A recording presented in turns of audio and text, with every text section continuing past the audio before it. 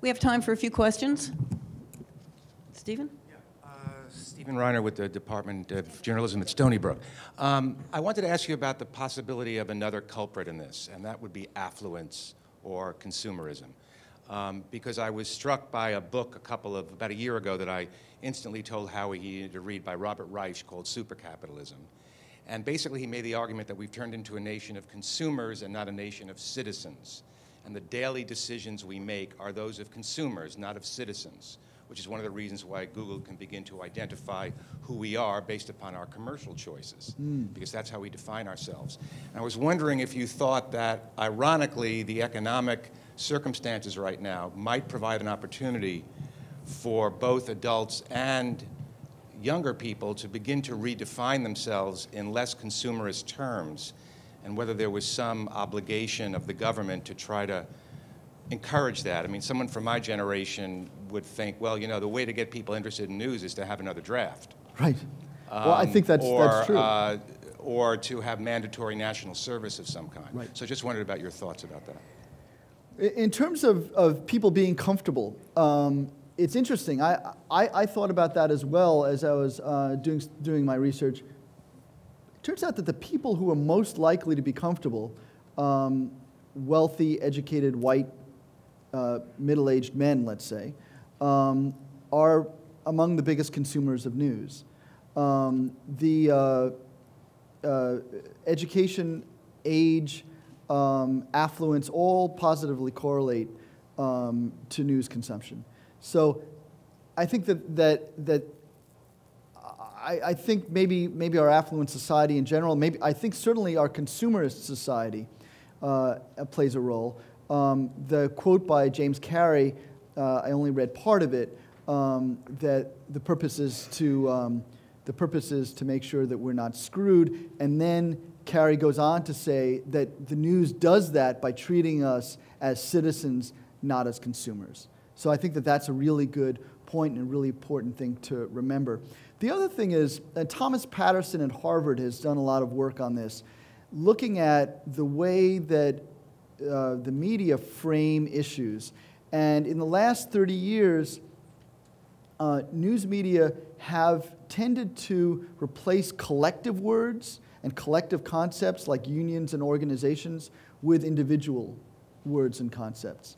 And so to the extent that we think of ourselves as individuals and not as members of a collective, I think really does contribute also. And that it might be completely related to what you're talking about with consumerism, that when we think of ourselves as individual consumers, we have much less interest in the news, except in, the ads. Sorry. Steve Schultz from Stony Brook University. I'm the lead teacher of the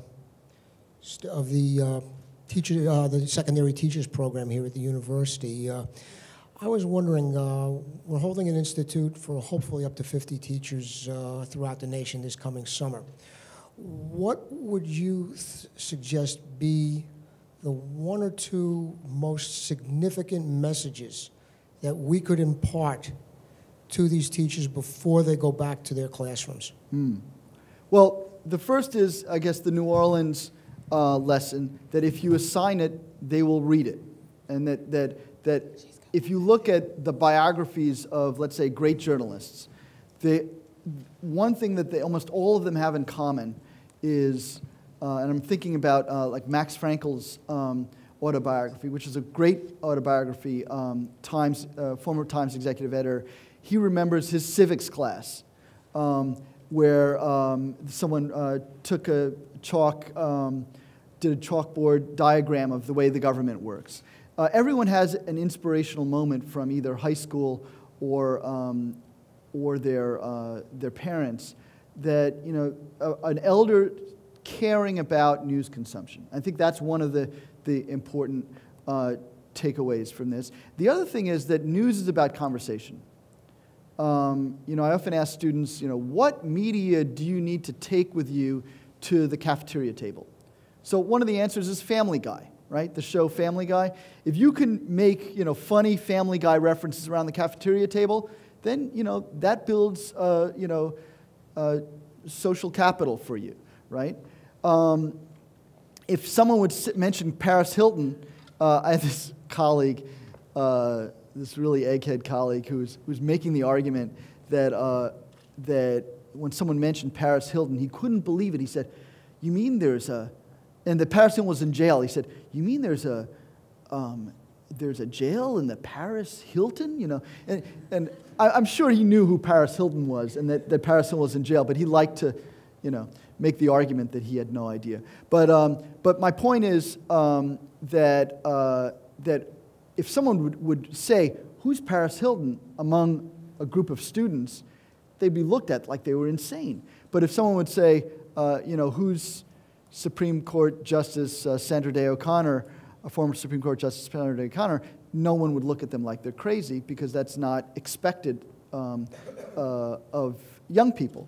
So the expectations have got to be raised. And also, at your schools, you're going to have 10% of each, let's say, just to throw out a number, 10 or 20% of your student population at a high school or at a college who are going to be interested in the news.